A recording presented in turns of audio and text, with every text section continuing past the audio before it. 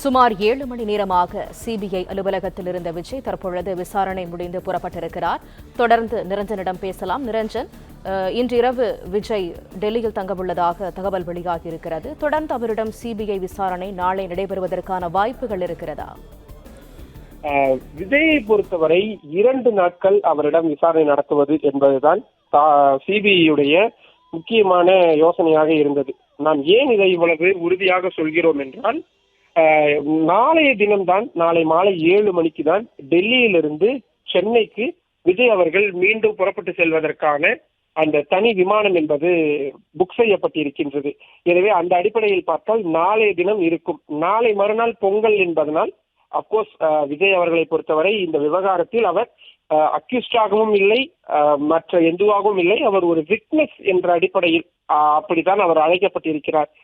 பிரைமா fascia என்று சொல்லப்படக்கூடிய அந்த அடிப்படை முகாந்திரம் இருக்கிறதா என்பதை இனி இந்த விசாரணையின் முடிவில் தான் நம்மால் தெரிந்து கொள்ள முடியும். அந்த வகையில் அவரிடம் போதுமான விசாரணை நடத்தப்பட்டு விட்டது என்று சிபிஐ அதிகாரிகள் உணர்ந்தாலே அவரை அனுப்பி வைத்து விடுவார்கள்.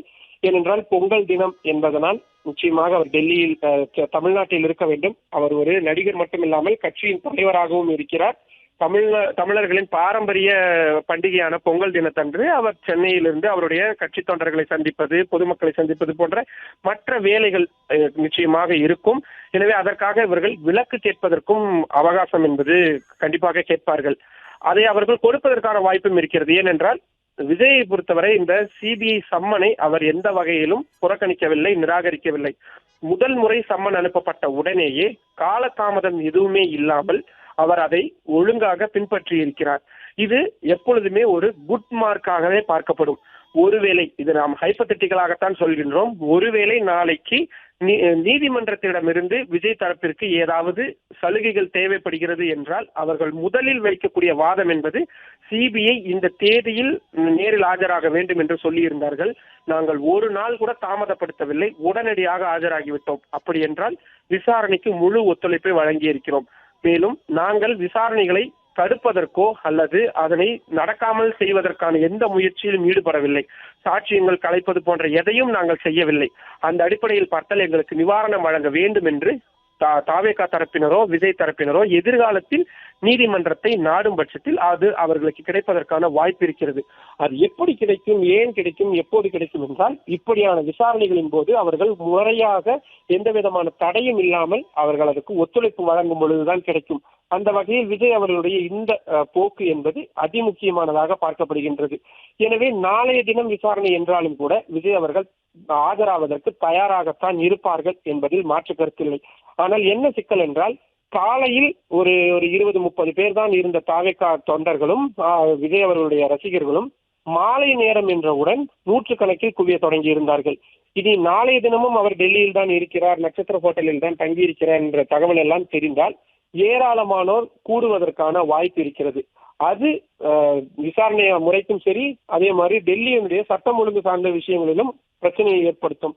எனவே பெரும்பாலும் இப்படியான பிக் ஷாட்டுகளிடம் தேவைப்படாத பட்சத்தில், ஏனென்றால் நீதிமன்றம் நிச்சயமாக கேள்வி எழுப்புவார்கள்.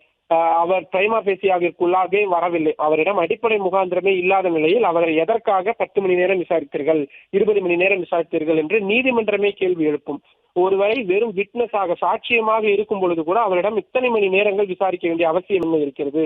ஒரு பொங்கல் மாதிரியான முக்கிய தினத்தன்று கூட அவரை டெல்லியில் இருக்க வைப்பதற்கான காரணம் என்ன என்ற நிறைய முக்கியமான கிடுக்குப்பிடி கேள்விகளை நீதிமன்றங்கள் எதிர்காலத்தில் எழுப்பலாம். அதையெல்லாம் தவிர்க்க வேண்டும் என்றாலும் கூட முடிந்தவரை சிபிஐ இந்த விவகாரத்தை விரைவாக விசாரித்து முடித்துவிட வேண்டும். அதிலும் குறிப்பாக விஜய் அவர்களிடம் விரைவாக விசாரித்து முடித்துவிட வேண்டும் என்றுதான் நினைப்பார்கள். நமக்கு தெரியும், ஆதவ் அர்ஜுனா, சிடிஆர் நிர்மல்குமார், புஷி ஆனந்த், மதியழகன் ஆகியோரிடம் விசாரணை நடத்திய போது கூட கிட்டத்தட்ட 2.5 மணி நேரம், மணிக்கணக்கு என்று பார்த்தால் 2.5 நாட்கள், மணிக்கணக்கு என்று எடுத்து பார்த்தால் 20 மணி நேரம் அவர்களிடம் விசாரணை நடத்தப்பட்டிருந்தது. அதில் 5 மணி நேரம் தான் அவர்களிடம் ப்ராப்பரான விசாரணை என்பது நடத்தப்பட்டிருந்தது. 4 பேரிடம் மொத்தமாக 20 மணி நேரம் என்றால் விஜய் அவர்களிடம் அதுக்கு சரிபாதியாகத்தான் இருக்க வேண்டும்.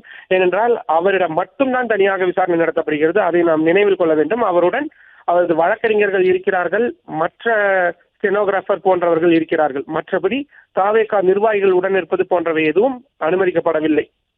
மேலும் காவல்துறையின் மூத்த அதிகாரிகளும் வரவழைக்கப்பட்டு அவர்களும் உடனடியாக விசாரணை முடித்து அனுப்பி வைக்கப்பட்டு விட்டார்கள். எனவே விஜய் அவர்களிடம் மட்டும் ஏன் இவ்வளவு மணி நேரம் விசாரணை என்ற கேள்வி என்பது எழும். இந்த விசாரணைகள் அனைத்தையும் மேற்பார்வையிடுவது உச்சநீதிமன்றத்தின் முன்னாள் ஓய்வு பெற்ற நீதிபதியான அஜய் ரஸ்தோகி என்பது மிகவும் முக்கியமானது. அவரிடமும் பதில் சொல்ல வேண்டிய இடத்தில் சிபிஐ அதிகாரிகள் இருப்பார்கள். ஒருவரிடம் இவ்வளவு நேரம் இதைத்தான் விசாரித்தீர்களா, இதற்கு மேல் உங்களால் எதையும் கேட்க முடியவில்லையா என்ற கேள்விகளும் வரும். அதனால் தான் இன்றைய தினம் கொஸ்டின் ஆன்சர் செஷனாக அவரிடம் புக்லெட் மாதிரி கொடுத்து அதை டிக் செய்யக்கூடிய வேலைகள் என்பதை தான் கொடுத்திருந்தார்கள். தற்பொழுது அதை அனைத்தையுமே விஜய் அவர்கள் கச்சிதமாக முடித்திருக்கிறார். ஒருவேளை நாளையும் அவரிடம் தேவைப்படுகிறது என்றால் சில மணி நேரம் விசாரணை என்பது நடத்தப்படலாம். ஆனால் இந்த 2 மணி நேரம் 3:45 அவரிடம் விசாரணை நடந்து முடிந்ததற்கு பிறகு கிட்டத்தட்ட 2 மணி நேரம் ஏன் அவர் சிபிஐ அலுவலகத்தில் சும்மாவே உட்கார வைக்கப்பட்டார் என்பதுதான் மிக முக்கியமான கேள்வியாக எழுந்திருக்கிறது. ஆதவ் அர்ஜுனா போன்றவர்கள் எல்லாம் முன்னால் இருக்கக்கூடிய ரிசப்ஷன் ஏரியாவில் தான் அவர்கள் அமர வைக்கப்பட்டிருந்தார்கள். மற்றபடி விஜய் அவர்கள் ஏன் அத்தனை மணி நேரம் தனியாக உட்கார வைக்கப்பட்டிருந்தார், அவரிடம் அப்படி என்ன சிபிஐ அதிகாரிகள் எதிர்பார்த்தார்கள் போன்ற பல்வேறு விஷயங்கள் இருக்கிறது. அதே போல டெல்லியில் இருக்கக்கூடிய நட்சத்திர ஹோட்டலில் அவர் தங்க இருக்கக்கூடிய சூழலில் அங்கு பாதுகாப்பு ஏற்பாடுகள் என்பதும் மேற்கொள்ளப்பட்டிருக்கிறது. அத்துமீறி யாரும் உள்ளே நுழைந்து விடக்கூடாது. இது அவர் தங்க இருக்கக்கூடிய அந்த ஹோட்டலை பொறுத்தவரை முன்னாள் அமெரிக்க அதிபரான ஒபாமா அவர்கள் தங்கக்கூடிய ஒரு ஹோட்டல், வெளிநாட்டின் முக்கியமான தலைவர்கள் வந்தால் தங்கக்கூடிய உச்சபட்ச பாதுகாப்பு இருக்கக்கூடிய டெல்லியின் அதிமுக்கியமான ஒரு இடத்தில் இருக்கக்கூடிய ஒரு ஹோட்டலாக இருக்கின்றது. மறைந்த முன்னாள் முதல்வர் செல்வி ஜெயலலிதா அவர்கள் டெல்லி வந்தாலும் அந்த நட்சத்திர ஹோட்டலில் தான் அவர் தங்குவார். அந்த அளவிற்கு மிகவும் முக்கியம். இன்னும் சொல்ல போனால் முக்கியமான அரசியல் காய் நகர்த்தல்களுக்கான ஆலோசனை கூட்டங்கள் நடைபெறக்கூடிய முக்கியமான ஒரு இடமாகவும் அந்த நட்சத்திர ஹோட்டல் என்பது இருக்கிறது. அந்த இடத்தை தான் விஜய் அவர்களும் தேர்ந்தெடுத்திருக்கிறார். இன்னொரு முக்கியமான விஷயம், விமான நிலையத்திலிருந்து அது பக்கமாக இருக்கும். சிபிஐ அலுவலகத்திற்கும் அங்கிருந்து விரைவாக வந்துவிட முடியும். அங்கிருந்து டெல்லியில் அமைந்திருக்கக்கூடிய தமிழ்நாடு அரசு இல்லம் என்பதும் அருகிலேயே இருக்கக்கூடிய ஒரு இடம்தான். தற்பொழுது திரையில் நாம் பார்த்து கொண்டிருக்கக்கூடிய அந்த காட்சிகளை தான் பார்க்கிறோம். காலையில் மலர்ந்த முகத்துடன் சென்ற விஜய் அவர்கள் வெளியில் வரும் பொழுது சற்று ஒரு ஒரு ஒரு சோர்வான ஒரு முகத்துடன் இருப்பதை பார்க்க முடிகின்றது. அப்கோர்ஸ் ஒரு 7 மணி நேரம் என்பது டெல்லியில் இருக்கக்கூடிய சிபிஐ அலுவலகத்தில் வைத்து விசாரிக்கப்படுவது என்பது அவ்வளவு சாதாரணமான காரியம் கிடையாது. அதிலும் மிக முக்கியமாக டெல்லியில் நிலவக்கூடிய கடுமையான காற்று மாசுபாடு, ஆதவ் அர்ஜுனா அவர்கள் அணிந்திருக்கக்கூடிய அந்த உடையையும் விஜய் அவர்கள் அணிந்திருக்கக்கூடிய அந்த உடையையும் நம்மால் பார்க்க முடியும். ஆதவ் அர்ஜுனா டெல்லியிலேயே இருக்கக்கூடியவர். அவருக்கு இந்த ஊரின் தட்பவெப்பம் புரியும்.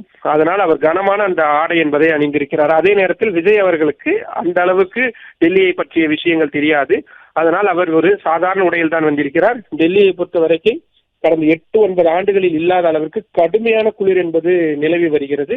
உணவை பொறுத்தவரையும் அவர் வெளியிலிருந்து வரவழைக்கப்பட்ட ஒரு சாதாரண உணவை தான் எடுத்துக்கொண்டார். நிறைய உணவையும் அவர் எடுத்துக்கொள்ளவில்லை என்பதாகத்தான் தகவல்கள் என்பது சொல்லப்பட்டிருக்கிறது. பிளே ஸ்டோர் மற்றும் ஆப் ஸ்டோரில் இருந்து பாலிமர் செயலியை QR கோடு மூலம் பதிவிறக்கம் செய்யுங்கள். செய்திகளை உடனுக்குடன் பெறுங்கள்.